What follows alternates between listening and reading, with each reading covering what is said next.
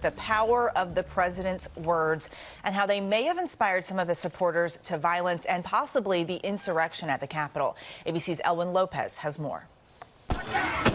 The deadly siege on Capitol Hill, a stark reminder of President Trump's rhetoric. We're going to walk down to the Capitol because you'll never take back our country with weakness. Knock the crap out of them. I'd like to punch him in the face. I don't condone violence. I don't know if I'll do the fighting myself or if other people will. Maybe you should have been roughed up. If you see somebody getting ready to throw a tomato, knock the crap out of them, would you? Seriously. I'd like to punch him in the face, I'll tell you. In the good old days, this doesn't happen because they used to treat them very, very rough. And when they protested once, they would not do it again so easily. Sean Hannity did an interview with, I guess it's fair to call him vigilante, Curtis Sliwa, the Guardian Angels fame. It's basically a vigilante group that they would patrol the subways in New York when they were more dangerous decades ago and this sort of thing. This has become increasingly an anti-immigrant group. During an interview with Sean Hannity, Curtis Sliwa, in talking about migrants and the prepaid cards for migrants that are happening in New York City and all this other stuff, Curtis Sliwa says to Sean Hannity, "We got one of them right now." It turns out that what they got was just an American speaking Spanish, not someone who is here illegally. And you could argue that the Guardian Angels, in beating this dude, engaged in a hate crime live on Fox News. A few days ago, I called the fake news the enemy of the people, and they are. But recently, it was the commander-in-chief's baseless claims of voter fraud that raised concerns, even among election officials. Someone's going to get hurt, someone's going to get shot, someone's going to get killed. The president may not be directly responsible for the acts of violence conducted by some of these individuals, but his words do provide them the validation. It's true with stars that they can grab women by the... Well, that's what it's. If you look over the last million years, I guess that's been largely true. Not always, but largely true. Unfortunately or fortunately. I moved on her, and I failed. I'll admit it. Whoa. I did try and fuck her. She was married. That's huge news there. No, Nancy. Yeah. No, this was marriages. And I moved on her very heavily. In fact, I took her out furniture shopping. She wanted to get some furniture. I said, I'll show you where they have some nice furniture. I took her out furniture. I moved on her like a bitch, but I couldn't get there. And she was married. Then all of a sudden, I see her. She's now got the big phony tits and everything. She's totally changed her look.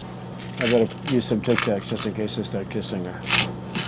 You know, I'm automatically attracted to beautiful. I just start kissing them. It's like a magnet. You just kiss.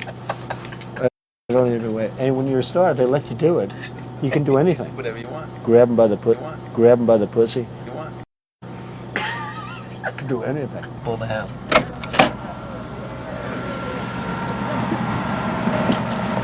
Hello, how are you? Hi. President Trump, you first.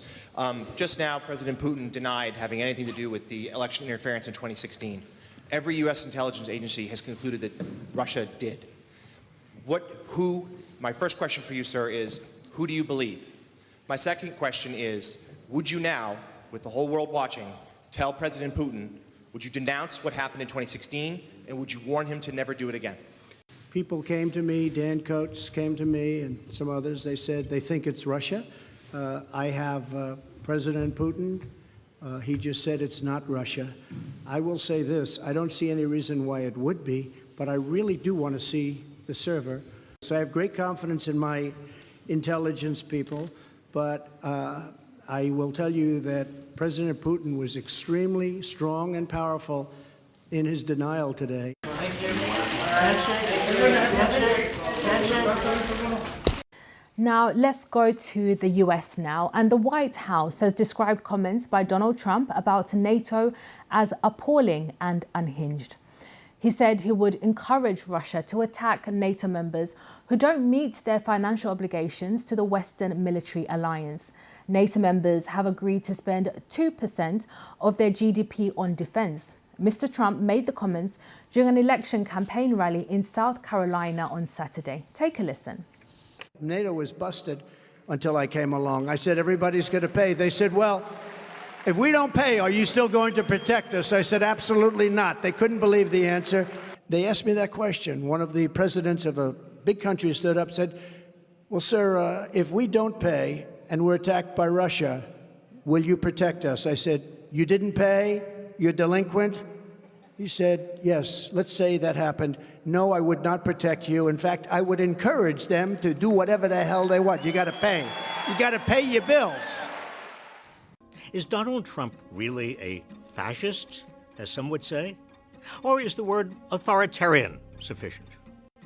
The term fascism is often used loosely, but you can generally identify fascists by their hate of the other, vengeful nationalism, and repression of dissent. Fascists view strong leaders as the means of discovering what society needs. They regard the leader as the embodiment of society, the voice of the people. I am your voice. I alone can fix it. Stoking rage against cultural elites. Authoritarian movements cannot succeed without at least some buy-in from establishment elites. While fascist movements often seek to co-opt the establishment, they largely depend on fueling resentment and anger against presumed cultural elites for supposedly displacing regular people. Fascists rile up their followers to seek revenge on the elites. The out-of-touch media elites, the political elites, but the elites from the elites. They create mass political parties and demand participation. They encourage violence. You know what they used to do to guys like that when they were in a place like this? They'd be carried out on a stretcher, folks. Like to punch him in the face, I'll tell you. Knock the crap out of them, would you? And we fight. We fight like hell. Third, nationalism based on superior race and historic bloodlines. For fascists, the state embodies what is considered a superior group based on race, religion, and historic bloodlines. To fascists, the state is a means of asserting that superiority. When Mexico sends its people, they're not sending their best.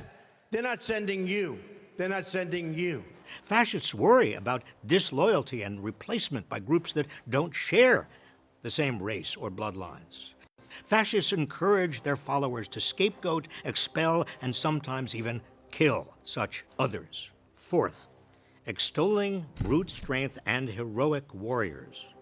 Fascism depends on organized bullying, a form of social Darwinism. For the fascist, war and violence are means of strengthening society by culling the weak. Fascism's idea of order is organized around a particular hierarchy of male dominance. The fascist heroic warrior is male. Women are relegated to subservient roles.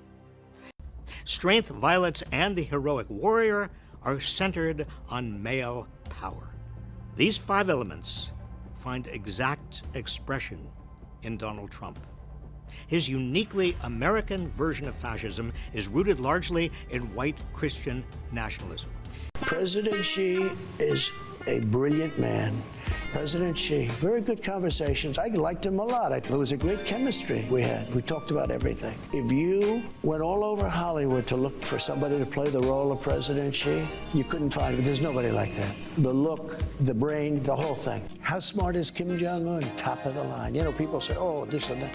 He took over a country at a very young age, and he has total dominant control. Kim, he's quite a guy. We shook hands. He wrote me beautiful letters. We fell in love. Putin, very smart. He liked me, I liked him. I mean, you know, he's got a lot of great charm and a lot of pride, and he loves his country. You know, he loves his country. Putin even sent me a present, beautiful present with a beautiful note.